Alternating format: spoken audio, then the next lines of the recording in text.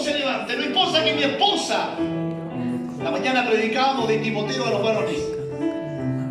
Timoteo su madre era judía y su padre era griego. Y era un joven. Cuando llegó Pablo en su segundo viaje misionero, dice que cuando escucha de Timoteo, que era un joven de buen testimonio y era conocido en algunas ciudades. El hecho de tener padres, una madre cristiana, por decir así, y un padre inconverso, no fue motivo, no fue una excusa para no dar testimonio del Dios que él servía. Mientras la mamá iba a la iglesia, el papá andaba en fiesta. Mientras la mamá estaba en el cuarto orando, el papá estaba escuchando música mundana. Pero ahí estaba Timoteo. Y él se quedó con su madre. Pablo dice, veo en ti, así como tuvo la fe de tu abuela Eloida y tu madre Eunice, veo en ti que también hay una fe que no es fingida. Él no tuvo excusa para no buscar y no levantarse en un tiempo complicado. Pero también Timoteo tenía no una enfermedad. Pablo le dice, por tus frecuentes dolores de estómago, bueno, ya no bebas vino, bebe un poco de vino. Y más abajo dice, porque que va a entender que tenía más enfermedades. Pero la enfermedad tampoco fue un obstáculo para este joven Timoteo, que ahora ha tenido entre 20 a 30 años. Y fíjense que Timoteo se levantó en esa época. Y se levantó firme. Que pasó a ser de un oyente a un creyente, a un discípulo, un colaborador de Pablo. Y bueno, después Pablo dice, ahí les envío a Timoteo. Él va como si yo fuese. Y vea la carta de esa primera, segunda de Tesalonicenses, y ahí ve otras cartas donde dice, yo Pablo, y aparece Timoteo. Como Timoteo creció en el Evangelio. ¿Por qué? Porque él dijo, yo me levanto, yo voy, quiero ser un discípulo. Los obstáculos, la familia, la enfermedad, la economía, no es un obstáculo para decir yo me levanto. Yo me levanto por mi familia. Familia que hoy día llora y lamenta, hijos que sufren, matrimonios que están a punto de destruirse. Y usted sabe muy bien, conoce esos matrimonios, lo más probable, su propio matrimonio. O familia, o los hijos. Qué dolor es ver un hijo en el mundo. Qué dolor. ¿Cuántos hemos sufrido cuando vemos un hijo que está allá afuera perdido en el mundo? No sé si ha tenido esa experiencia. Yo la tuve. Nunca nos cansamos con mi esposa de orar por nuestro hijo. Hoy día está retornando y retornando con fuerza.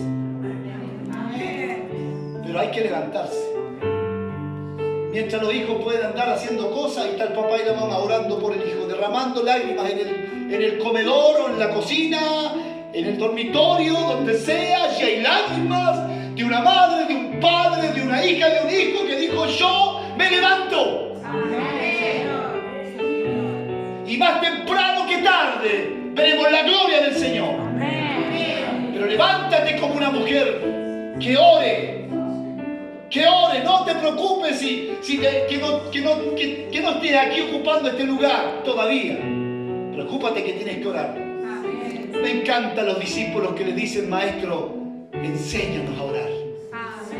Enséñanos a orar. ¿Y qué habrán visto al Señor? Seguramente lo vieron cuando oraba. Lo vieron cuando levantaba a los muertos. Lo vieron cuando echaba fuera demonios. Lo vieron cuando levantaba a los paralíticos. ¿Vieron eso? Y lo que más le impactó a ellos no fue esto, fue eso. Fue la vida de oración. Ellos no le dijeron, Señor, enséñanos a sanar, a predicar. No, Señor, enséñanos a orar. Yo quiero orar como tú oras. ¿Qué está diciendo en este tiempo? Señor, enséñame a orar. No, porque la oración queda relegada ahí en tercer, cuarto plano. Todos queremos ser cantantes, predicadores, pastores, apóstoles, profetas, y etcétera, y etcétera. Pero nadie dice, Señor, enséñame a orar. Cuando aprendamos a orar, entonces algo va a ocurrir en nuestras vidas. ¿Se acuerda Pablo y Silas en la cárcel, en el calabozo de más adentro? Ay, ¿a dónde iban antes de caer al calabozo?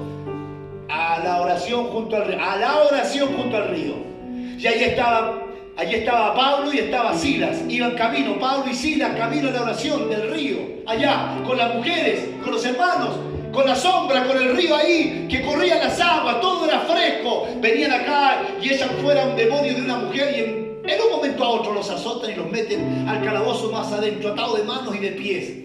Allí está Pablo y Silas atados como en la celda de castigo. Allí estaban estos dos grandes hombres de Dios. Así que una conversación tenía que salir. Y lo más probable, no sé, ¿a dónde íbamos, Silas? Y Silas dijo, bueno, y bueno, como argentino, a lo mejor eran argentinos ellos. Y bueno, íbamos a la oración nosotros. Y ya, oremos. ¿Y qué más hacíamos en la oración? Cantamos y comenzaron a orar. Y dice que los presos le oían. Y empezaron a orar. Vean ustedes cómo tampoco, como a Timoteo no le intimidó que un padre no fuera cristiano. Que la enfermedad, a ellos tampoco le intimidaron la cárcel. Y sus cuerpos todos heridos. Lo que pasa es que los presos le oían, estaban atentos, porque está relacionado, lo oído también con el ver. Que ellos no podían entender que estos dos hombres que predicaban el Evangelio, por causa del Evangelio, del Dios que predicaban, habían sido azotados y encarcelados, y en el calabozo que ni siquiera ellos, que eran delincuentes, lo habían colocado. Y ellos esperaban que lo más común, renegar, yo renuncio, no voy más al culto, ¿qué se cree? ¿Por qué a mí? Y quedaron atónitos cuando escucharon que estos oraban. ¿Y cómo sería la oración de ellos? Señor, gracias por estos azotes. Gracias, Señor. Tú tienes un propósito. Mi oración no va a cambiar como yo te oraba en el río, con la sombra, con el agüita para beber, agua fresca. Y aquí quizás con alguna serpiente, algún ratón, un roedor dando vueltas. Señor, yo te adoro igual como te adoraba en el río. Y como yo oraba, inmediatamente comenzaron a cantar. Y cuando comenzaron a cantar ocurrió un terremoto. Y qué bien sabemos nosotros del terremoto. Y se abrieron las puertas. Pero ellos no dejaron de hacer lo que hacían. Nosotros a la más mínima cosa dejamos ya de hacer lo que hacíamos. Y saben, si ellos dejan de hacer lo que hacían, ellos no tienen la experiencia de un terremoto. Porque vea usted cómo el terremoto no se les dio allá a la orilla del río. Pero sí se dio acá cuando estaban azotados, encadenados y encarcelados. Así que, amados hermanos, la condición que haya llegado hoy día, yo me levanto. Y yo me levanto por mi familia.